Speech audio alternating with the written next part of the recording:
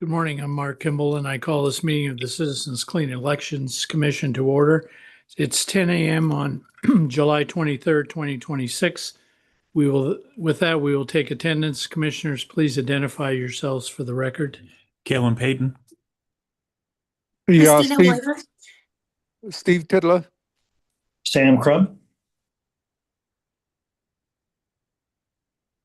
And Commissioner Werther. Christina Werther. Yes. Thank you. I think someone was talking over you. All 5 commissioners are present today. We have a quorum. Item 2, discussion and possible action on the meeting minutes for May 28th, 2026. Commissioners, you have the minutes from our May 28th meeting in your packets. Is there any discussion? Hearing none, is there a motion to approve the minutes? I move to approve the minutes for May 28th, 2026. Thank you, Commissioner Werther. Is there a second? I'll second it. Thank you, Commissioner Payton. It's been moved and seconded that we approve the minutes for May 28th. I'll call the roll. Commissioner Werther. Aye. Commissioner Crump. Aye. Commissioner Payton. Aye. Commissioner Titla. Aye. Chair votes aye. The minutes are approved 5-0. Item 3, discussion possible action on the Executive Director's report. Before we start, I'd like to take a moment to recognize the successful completion of Arizona's 2026 primary election. On behalf of the Commission, I want to thank the thousands of voters, the hundreds of election officials and poll workers across Arizona who made this election possible. From county recorders and election directors to temporary workers, volunteers, and everyone who staffed voting locations, processed ballots, and served voters, your professionalism and dedication are the foundation of public confidence in our elections. I'd also like to thank our many partners who helped the Commission fulfill its voter education mission.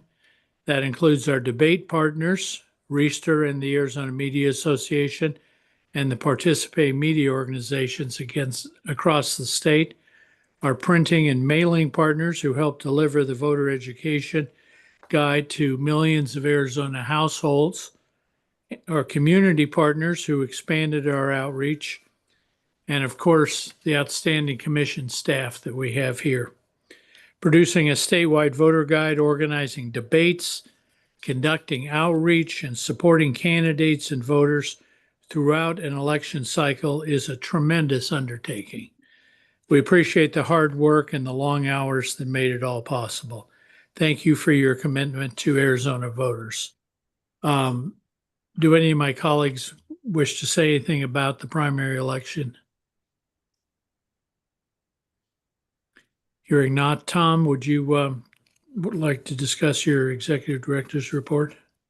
Sure. I kind of like to, I'm going to go a little out of order just to touch on the primary first. And I don't know that we have specific turnout numbers, although my understanding is that turnout in the primary was probably the lowest it's been in probably about 10 years or so, which could be for a number of different reasons.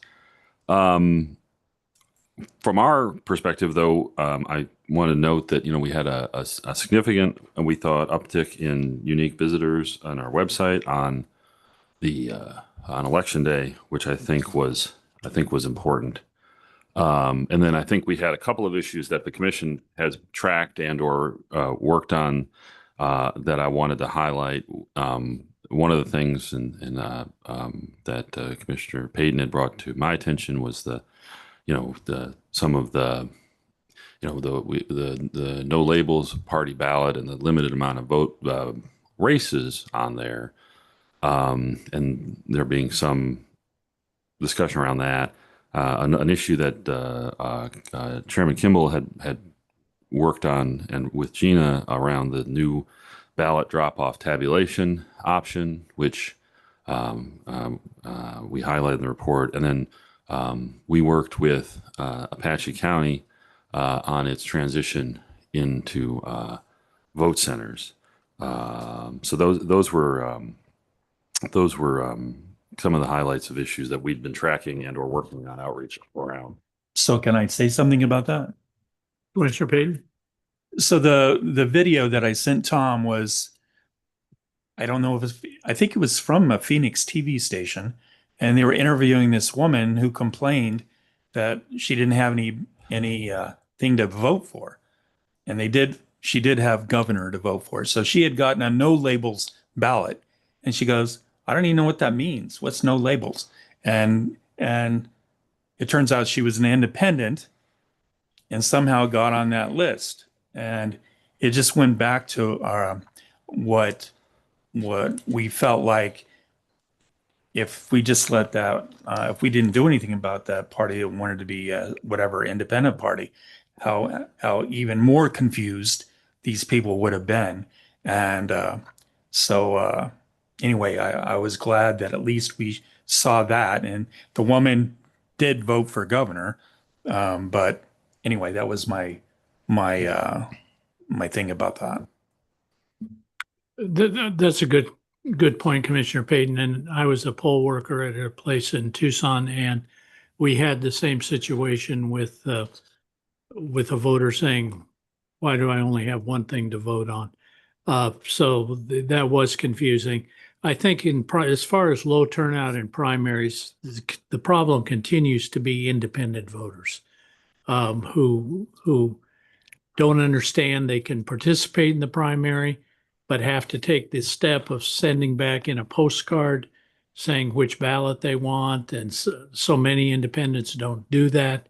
I don't have any answers, but the problem is pretty clear that we've got to do something to make it clear to independent voters that they can participate in a primary, and figure out a way to work with the legislature to make it a little bit less cumbersome, with postcards being mailed back and forth, and a step that I'm not sure is really that necessary. But it certainly is a problem with independent voters in the primary. Did you want to mention the ballot return? Yeah, Tom mentioned the early ballot verification system, which went into effect this election for the first time, and was with a minimum of, I thought, publicity ahead of time, was enormously successful. There were,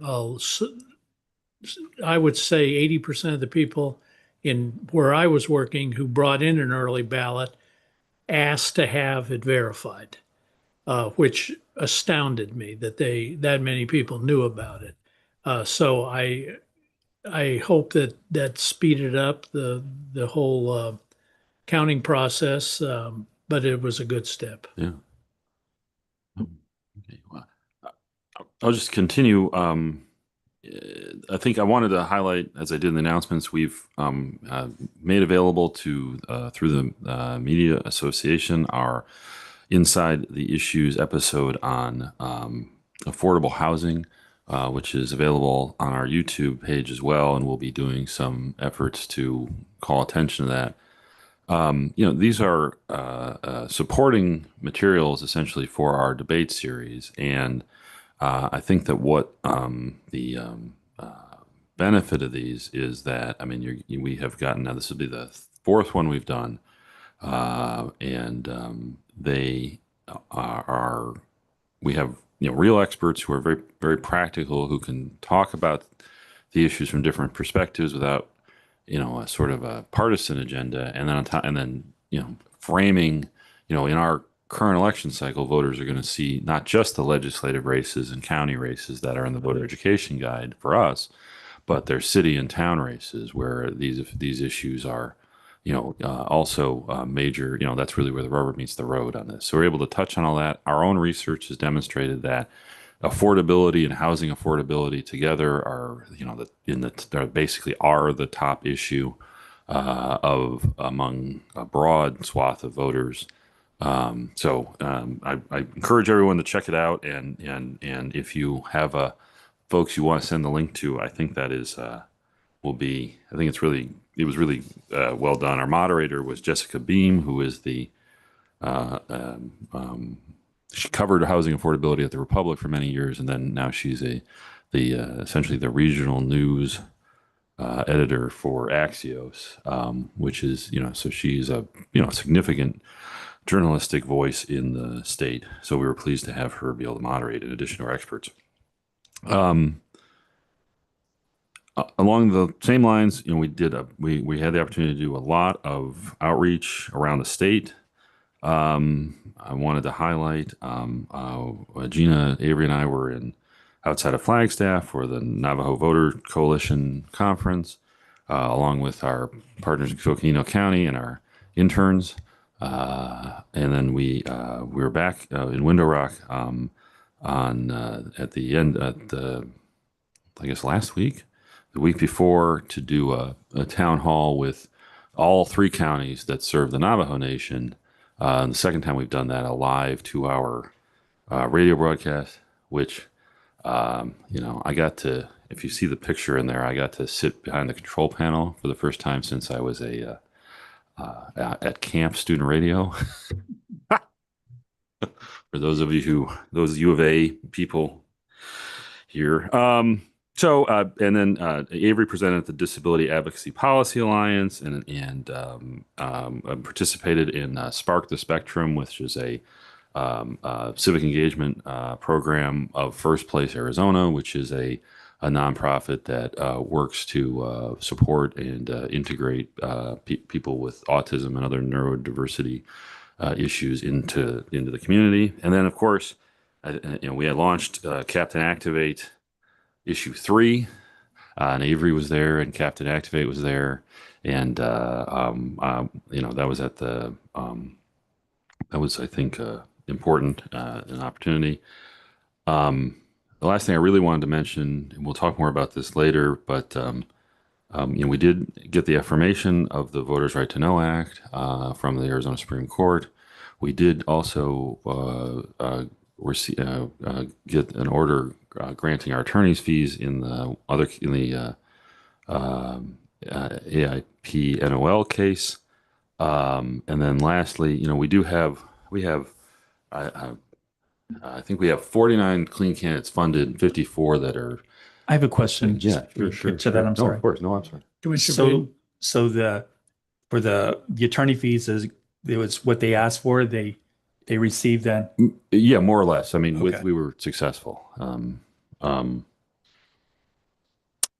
So no. So we have a sort of our final number for candidates funded, I believe I think it was 49 or 50, and then I think we have 54 participating candidates. There's a little variance between the number of people who actually showed up to get funded as opposed to were participating. There was a little media coverage of this. We have 2 gubernatorial candidates funded for the first time in more than a decade. So that was a change and interesting in and of itself. The one candidate was not successful who sought the Republican nomination. The other race is the Green Party gubernatorial election, and we don't know the results of that yet because there is a write-in there, and those write-in votes, I would have to ask either Commissioner Werther or Gina when the write-ins actually get compiled, but they're not available yet to the best of my knowledge. That was a change of pace, and I have some thoughts about that in terms of what it says about the program, which are my thoughts are positive. But in any event, I have a question. Yeah, sure. Commissioner Payton? So, how is that compared to normal primary in our past? The number. The number I think is about on par. Mike can tell me if I'm missing something, but I think that from my own take, and Mike, I with Chairman's permission, I'd ask you if there's anything you want to supplement. The thing was we had races that we haven't had candidates in before in a long time, which was interesting, and then we have people who ran clean who are incumbents, who are in districts that are edging into the competitive range, especially in this particular election environment. So I think the numbers are on par, but I think the more interesting thing is that the diversity of candidates in terms of their particular political situation, in terms of using it, seems broader than it has been in the last few election cycles. So, Mike, Mike, is there anything you want to add to that? Mr. Chairman, Commissioners, Tom is 100% right in the way he described our participation this year. In terms of numbers, he's right. We're on pace for what we have done in the last few election cycles. But as far as the statewide and the involvement in that way, it is much broader, much better than we have in the past. So it's a good sign. Good. Thank you, Mike. Does that answer your question, Commissioner Payne? I think that's all I had. Thank you very much. And something else, though. So was there concern in these media reports that like our money was like basically wasted because they didn't get that many votes? Right. My idea is if you're willing to put the work in, the effort in, you Right. got 4,000 people to do our $5 whatever and all the paperwork involved and go to all the workshops and whatever. That's the whole idea of Right. us having this, is to give somebody with good ideas a chance to get out there and publicize it and whatever. The average person maybe doesn't have a lot of rich friends or whatever, or the mining companies or the teachers or whoever backing them to and who knows, maybe he'll come back the next time and learn from that situation, and then we're having real debates instead of somebody just running against nobody. Right. And that doesn't serve anybody any good, I think. Mr. Chairman, I mean, my thoughts on that are essentially that. I think the press coverage varies. Some of it was pretty neutral, basically describing the situation. In fact, we haven't had, for example, on the governor, we haven't had folks run for governor in a while. I think the small parties that qualify, because the way the statute's set up, regardless of the size of party, you're getting the same amount of money. And so, one of the more nonprofit funded newsrooms, took particular issue with the fact that a small party candidate like the Green Party candidate could get funded, and also, took sort of umbrage with the fact that the Green Party candidate has hired a number of Republicans for various things. So, that's not part of our analysis, though, right? The law just distributes the money as it is. But, in terms of the characterizing the coverage, that's how it came out. I think that what's interesting, putting aside, sort of policy concerns that are beyond the scope of what the commission can look at, I think that as a math matter,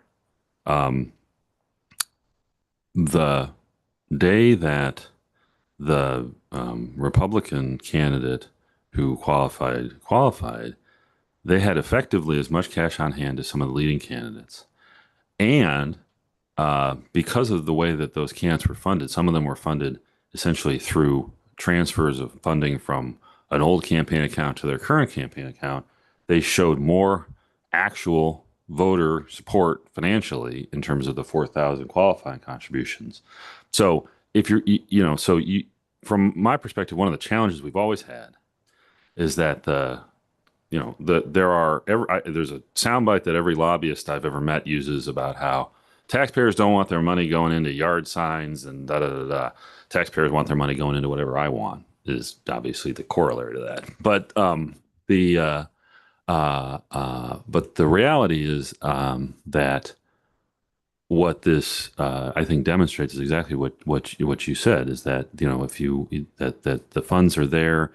They are enough to get your name into circulation, to get some number of votes, to build up your efforts, which is what the purpose of the program is. And the other thing it does is because of the individual qualifying contributions, it also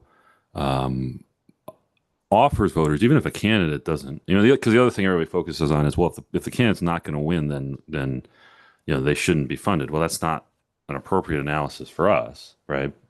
But more importantly, I think the fact that there are candidates who are going to put their names out there and do this without, in a way where they aren't participating in the quid pro quo or perception of quid pro quo system that the private fundraising system creates, I think is, that's something that goes into this. We talk about voter integrity, election integrity, and all this other stuff. I mean, one of the things that people genuinely are concerned about, our polling shows this, and is corruption. And people, trading dollars for political favors. I mean, and that we pretend like that's a metaphor or an exaggeration, but that is in fact, if you just have to look at the newspaper, especially the national newspaper, and know that's a real thing. So I think in all those respects, I think that the concept is still right. If there are policy tweaks that people want to suggest, obviously we'll bring those to you, and so that's how I feel about it. Any comments, any other comments or questions from the commission on Tom's executive director's report? Hearing none, we'll move on to item 4, discussion and possible action regarding the 2026 general election voter education guide and a supplemental mailing for lieutenant governor candidates. Before we ask Tom and Gina to present this item, I'd like to make one observation. This is a historic issue for Arizona because it arises from our first election for lieutenant governor.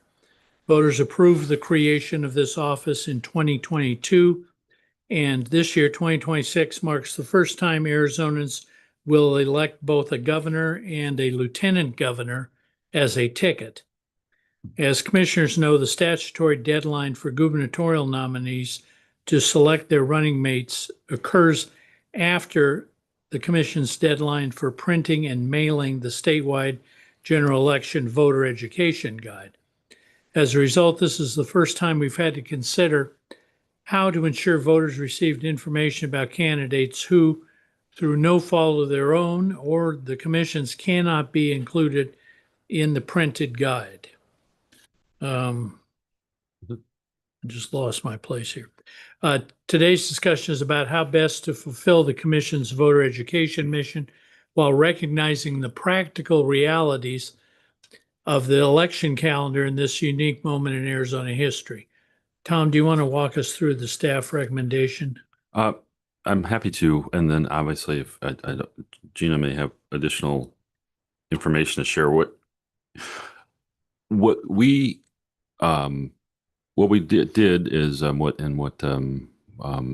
Gina researched with our printer was a couple of different options to address this. I think the first thing we thought as a staff collectively was that we definitely don't want to just leave this out. And that just putting a note in the voter guide that says, hey, if you log back into our website in a few weeks, you'll see the lieutenant governor was not going to be enough attention for this. And part of that's in particular because this is a unique thing. We haven't added a constitutional office. We've taken them away since statehood, but I don't think we've added a constitutional office since statehood. And then, in Arizona, maybe in all states, but certainly in Arizona, the governor not finishing a term is, happens every 10 years, basically, like clockwork. It happened in the late 70s, it happened in the late 80s, it happened in the late 90s, and then it happened in the late aughts. So we're actually overdue for that to happen. And obviously, 2 times in that of those 4 cycles, the Secretary of State's moving up changed the party of the governor, which had a tremendous amount of impact on the state. So that won't happen anymore in the first place. But and then as I mentioned in the memo, our work group on debates from 2023 had recommended we have a debate amongst the lieutenant governor candidates. So anyway, I have a question. Sure. Commissioner Payton? What if one of the people gets their person in really quick. And we published that one, but not the other one because the other one was too slow. Mr.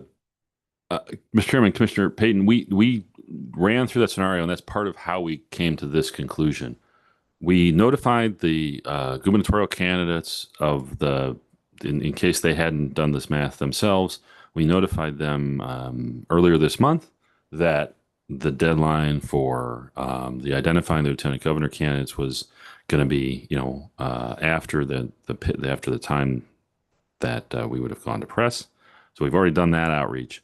The choice would be to allow that situation to happen and create a situation where voters are, from our perspective, you're going to end up with voters with some information and other voters not. That it creates kind of a weird incentive to the extent that and we do know people look at the voter guide, it creates kind of a weird gamesmanship incentive. And so we would not, and we were concerned about, all of those things. So from our perspective, the simplest way to take that off the table would be, now, if somebody picks their lieutenant governor and wants to put that in their profile as governor, I mean, we don't edit the governor profile. So if someone has done that, they've done it, and there's nothing we wouldn't edit their thing. But we thought that, to your point, this was the fairest way to ensure everybody had the same opportunity at the same time to present their lieutenant governor candidates. I mean, I also think, just as a personal aside, that we don't have.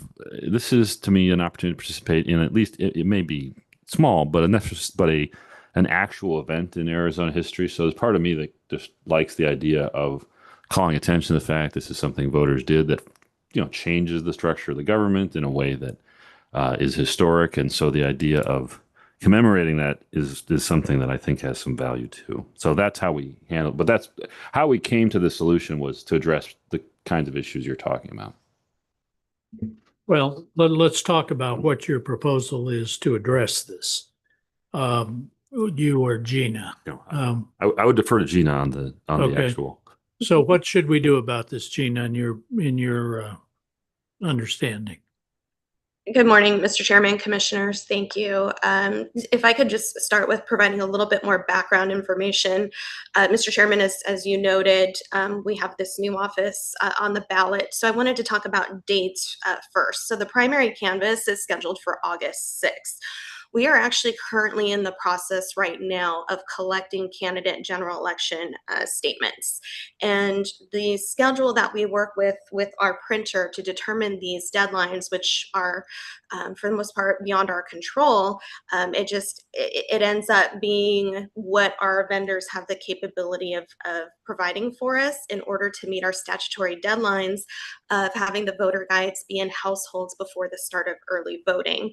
A few other things to consider is, the voter guide itself is a massive production. We are producing approximately 2.5 million pieces that, in addition to collecting the information and putting the guide together, getting it over to our printer to actually print, get it through the press, and then package it, and then working with the United States Postal Service as well to make sure that they are delivering these in a timely fashion and getting them to households. This all coincides with the Secretary of State also has a general election publicity pamphlet that is going out, and we utilize the same vendor.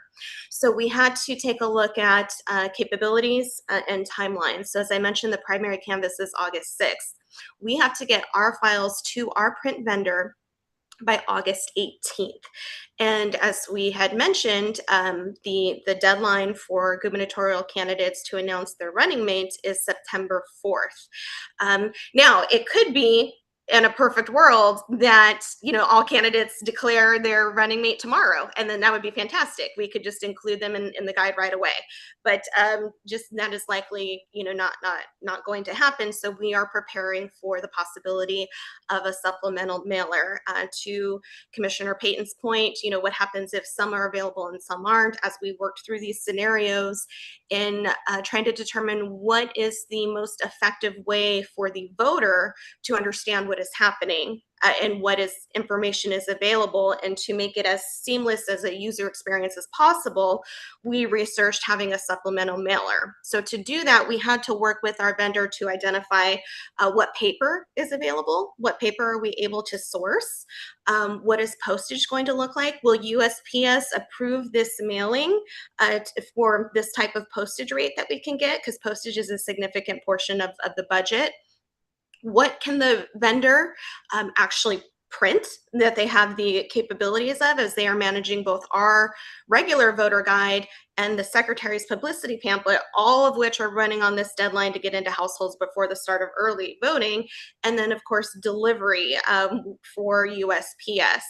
And so we have the opportunity to produce a supplemental voter guide. This would be, it's not going to be the same style. So for example, households received this in their house, right? This is our regular voter guide. This is what they will receive in the general election, assuming it does not have any candidates in there for lieutenant governor.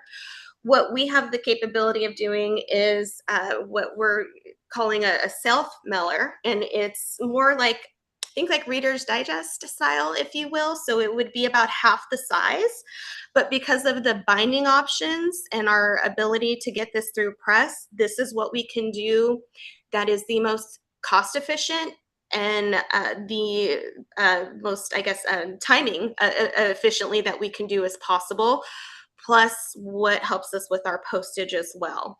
So we would look at doing this supplemental mailer that we would still be able to get into households before the start of early voting. Our vendor has the capability of sourcing this paper for us. USPS has already signed off on this for us, so we know what our postage will be. And we have, as Tom mentioned, we've been communicating with the gubernatorial candidates to share what these plans are. So I think what the situation ends up being is, if we do not have all of the lieutenant governor candidates announced before our regular voter education guide has to be sent to print, then do we initiate this supplemental mailer that will go out to all households with a registered voter again, with this lieutenant governor information in it prior to the start of early voting. Regarding budget, we do have the funds available, so we would not need any action taken to increase our budget line item for the voter guide. So we do have the funds available for us. And as I mentioned, we have been working with our vendor in the most efficient and effective way possible that we can get this to voters. And of course, we would work on the design to make sure that they have a great user experience, knowing that this is a supplemental. Coming from Clean Elections, we would do, digital announcements as well to keep an eye out for it. We would do everything in our power to make sure that voters are aware that this is coming and what this new office is. So those, that's the situation, that's the background, and this supplemental mailer seems to be our best course of action if we do not know what those lieutenant governor candidates are prior to going to print for our regular voter education guide. Good question. Thank you, Gina. Commissioner Payton. So your drop dead date for information to print it in the normal one would be what? We have to send the files to print by August 14th. So in order for us to gather information, lay it out in the format, and also translate it, because the main guide goes out in English and Spanish, I would need push at least 3 days before that. So if August 14th is our deadline to send it to print, August 11th, and that's pushing it. Okay, so today's what, the 22nd or 23rd? Yes. My inclination is they already know who they're going to get anyway, probably. I mean, you've been running for a governor this whole time. You had no ideas. I think we should just tell them, get us by August 11th, and then just print it. And I think us going to all these links and costs and whatever, when they could just tell us in 2 weeks, is I think that's understandable. And if they don't do it, then it's their loss. I don't know. That sounds cold, but Let me ask a question following up on something Commissioner Payton brought up earlier. So Gina, what you are proposing would be an all or nothing, that all candidates get their information in by your deadline, and if all of them don't, none of them will be in the regular brochure. Mr. Chairman, Commissioners, that it seems to me that based off of what Commissioner Payton has just suggested, his option could be a third option. So what you've just described are two options. One is the regular voter guide has 0 lieutenant governor candidates included in it. The second option would be we have all of them in it if they all announce prior to our deadline. The third option, which is to what Commissioner Payton just mentioned, would be we put whatever we have in it. And so if let's say 3 of the 5 gubernatorial candidates get us that information, we would print 3 of the 5 lieutenant governor candidates. The other 2, we would have to make some sort of reference at the time of printing, this information was not provided, something to that extent. As far as the regular voter guide goes, we usually get about 96-97% participation rates, meaning we have anywhere from like 3 to 4 candidates that don't submit a statement. We include their names and we put no statement submitted. In this scenario, we would not even have a name. So we would just have to have basically a blank space stating, let's say the Republican, gubernatorial candidate did not submit their running mate in time for, at the time of printing. So that could be the third option. So the first option is if candidates get everything to us by the deadline, great. It's status quo, business as usual. The second option is if they don't, and whether that's all or some, if we don't have all 5, then we go to a supplemental mailing. The third option is we just print what we get. Well, I guess I understand Commissioner Payton's suggestion, but I also have a problem because the deadline of September, whatever it is, for them to announce who their choice is as a running mate, it was set by the legislature, and we can say, regardless of what the legislature says, if you want to get it in, this is our deadline. I'm not sure I'm comfortable with that. It kind of feels good, but still, I'm not sure that I'm comfortable with that. Did you want to say something, Tom? but this is going to be an ongoing problem every Well, year, every election. That's another matter. So it's not a one-time deal. Well, I don't know about that. I might. So just from my perspective, I think I see this much simpler than maybe everybody else sees it. I first of all, I don't see this as we can decide what to do 4 years from now, sometime in the next 4 years, depending upon where we are. The way I see this is simple. We should do the supplemental mailer. We should plan on the supplemental mailer. We should announce a clear timeline to candidates that they can rely upon to provide the information to us. And we should provide a document to voters, as the statute charges to do, that explains to them the offices and people who are on the ballot. So the most effective, simplest way to do that from a perspective of communicating to candidates and communicating to the public is to just have one timeline for a second mailing for lieutenant governor. And so I know there are I recognize there's a range of discussion, but just from a perspective of communicating to candidates, communicating to the public, I think that the simpler decision is simply, do we want to do the supplemental mailer for the lieutenant governor candidates and the governor candidates in order to fulfill the statutory requirements and mandates around the voter guide and our obligation to inform the voter, and do that in a manner where everybody gets the exact same set of rules and there's no contingencies. I think that's my ultimate recommendation. And you know, obviously you're free to disagree with that, but I just want to make sure that we understand the reason why that's a good way to look at this is it takes all of these contingencies off the table. It takes us out of the role of interfering in the election in any way, and it sets us up to be in a position to fulfill our obligation to voters. You know, all of those things we can take care of if we have the simplest possible process. Then the simplest process here is one document, one deadline. So that's where I come out for what it's worth. To follow up on Tom's suggestion, printing this 16-page supplemental guide would cost us somewhere around $609,000. It's printing and mailing. Printing and mailing, which we have the money for, whether we want to spend it or not. We have the money for it because some of the other printing for the other guides came in a little bit under what we expected. Any other comments or questions from the commission? Mr. Chairman, Yes, Commissioner Werther.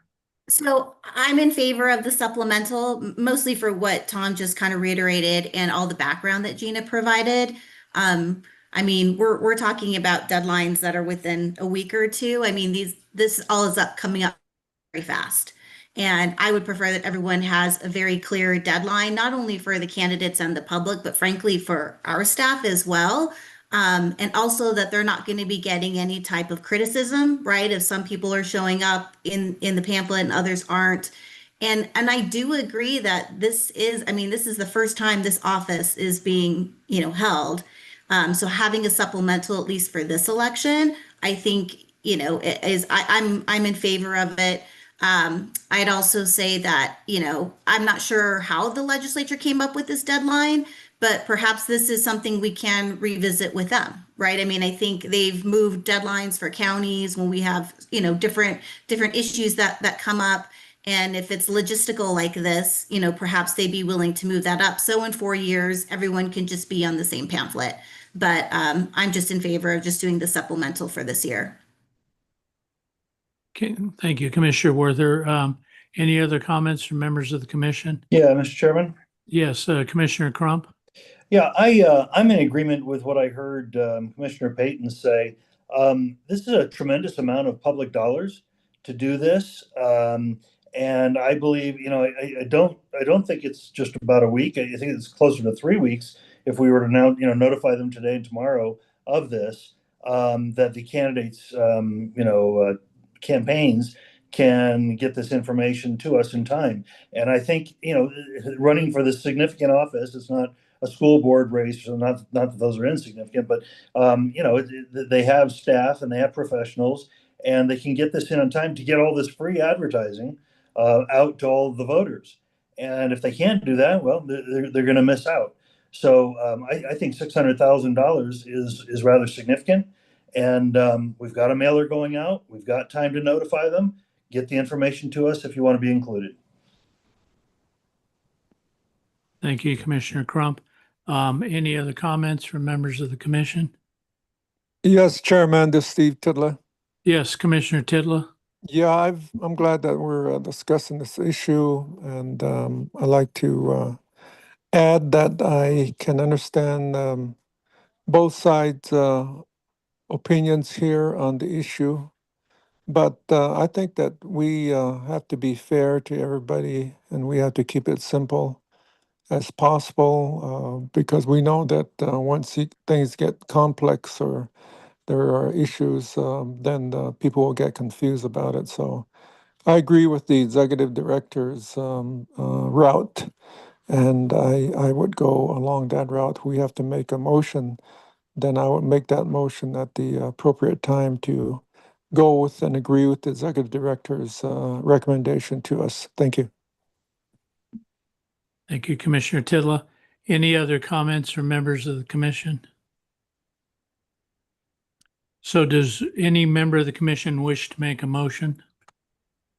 Yes, Chairman, I wish to make a motion to go along with the Executive Director's recommendation to the Commission. Okay, Commissioner Titla, as point of clarification, Tom's recommendation was that we commit to a supplemental, and that's it. Yeah. Is that Yes, accurate, Commissioner Titla? yes, sir. Yes, Chairman. Okay, is there a second to Commissioner Titla's motion? I second. Thank you, Commissioner Werther. It's been moved and seconded. Mr. Chairman? Yeah, Point of- yes, Point of clarification on the motion, it's approving the supplemental is, because this was discussed, but I'm not clear about the motion. If will there be those who get their information in on time, they'll be included in both then? Is that part of the motion? So I don't believe so. I don't believe so, Commissioner Crump, but Tom? okay, so we are at motion and second, so I think we can still discuss it, but I don't know if this would change the motion. But so if we need to make an adjustment here, we can rewind, I think. But so let me just be clear.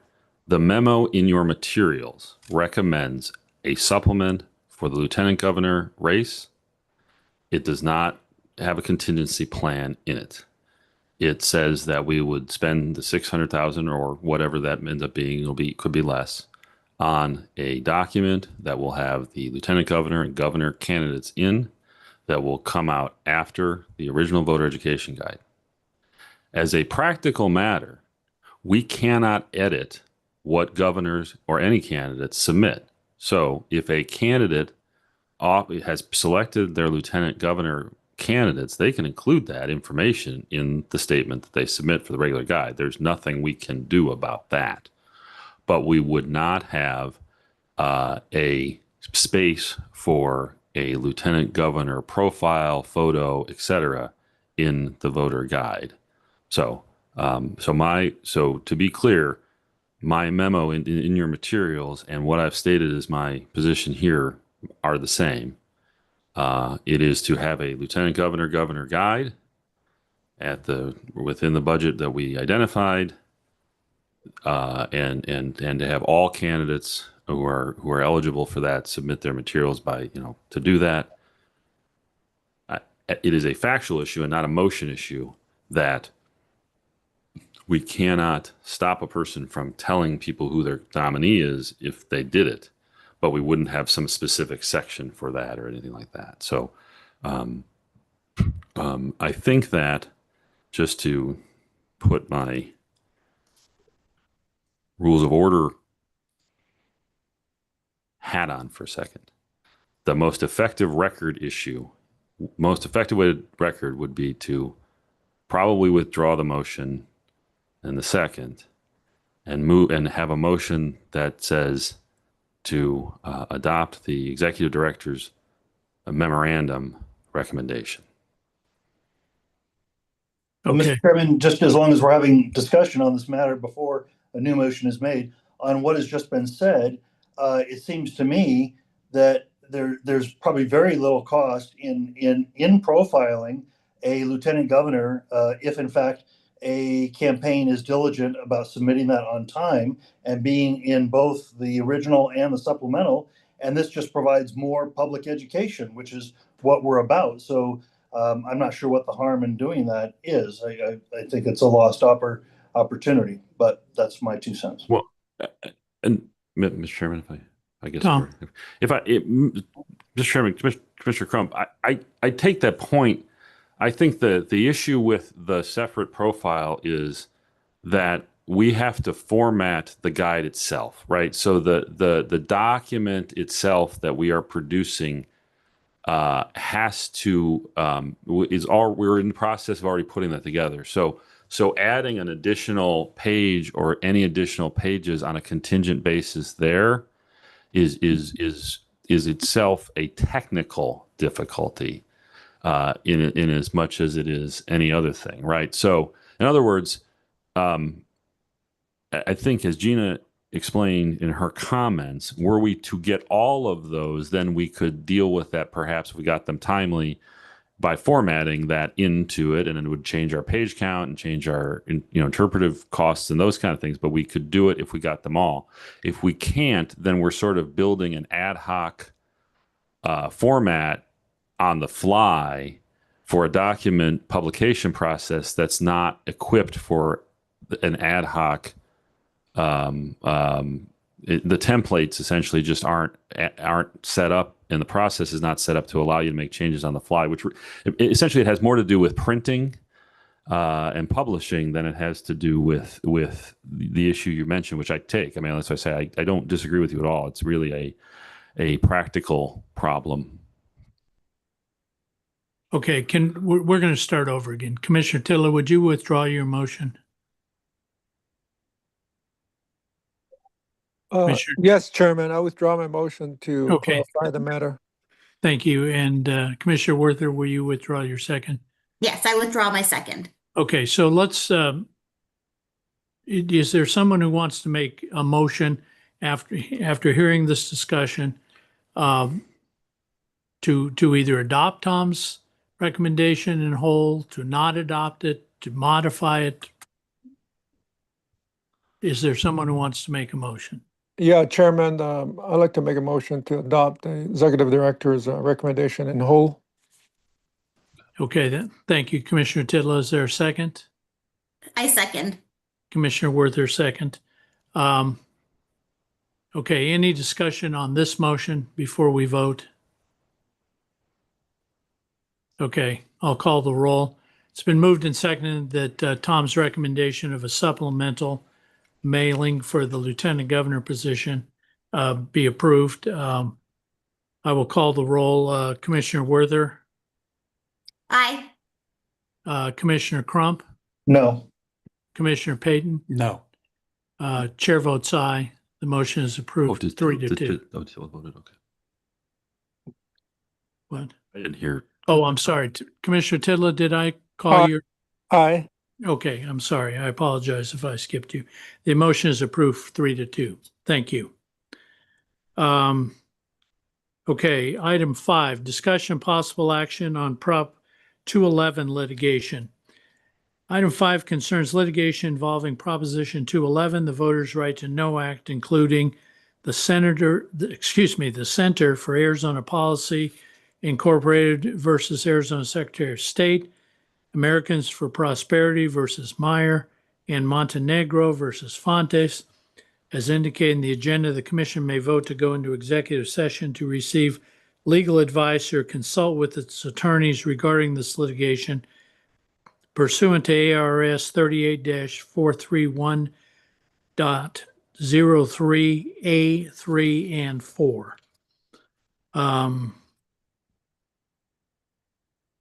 Before we proceed, are there any questions or discussion in open session?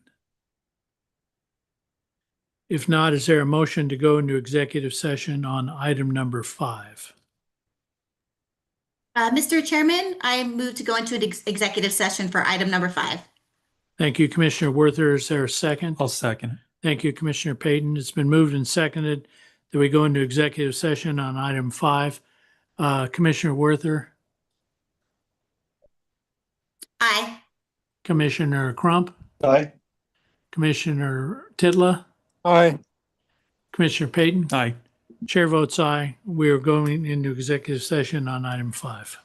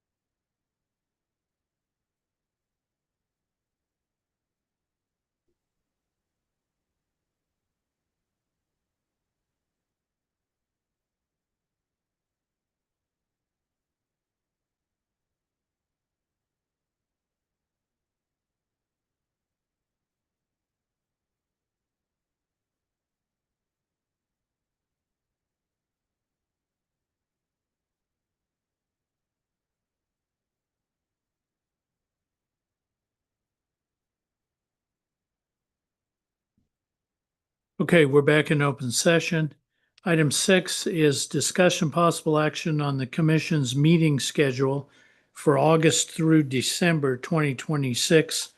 Commissioners, you have the proposed schedule in your packets. Just for the record, the proposed meeting dates are August 27th, September 24th, October 29th, November 19th, and December 17th. Any questions or discussion from members of the commission about our future meeting dates? Do I have a motion to approve the proposed meeting dates? Mr. Chairman, I move to approve the meeting dates as discussed. Thank you, Commissioner Werther. Is there a second? I'll second. Thank you, Commissioner Payton. It's been moved and seconded that we approve the proposed meeting dates. I'll call the roll. Commissioner Werther, Aye. Commissioner Crump, Aye. Commissioner Tidla, Aye. Commissioner Payton. Aye. Chair votes aye. The meeting dates are approved 5-0. Item 7, public comment. This is the time for consideration of comments and suggestions from the public. Action taken as a result of public comment will be limited to directing staff to study the matter, rescheduling it for further consideration, or responding to criticism. Please limit your comments to no more than 2 minutes. Any member of the public wish to comment? No one here. Anyone on Zoom? Public may also submit comments by email at ccec@azcleanelections.gov. Item 8, adjournment. At this time, I would entertain a motion to adjourn. Mr. Chairman, I move to adjourn. Thank you, Commissioner Werther. Is there a second? Second. Thank you, Commissioner Payton. It's been moved and seconded that we adjourn. I'll call the roll. Commissioner Werther, Aye. Commissioner Crump, Aye. Commissioner Tidla, Aye.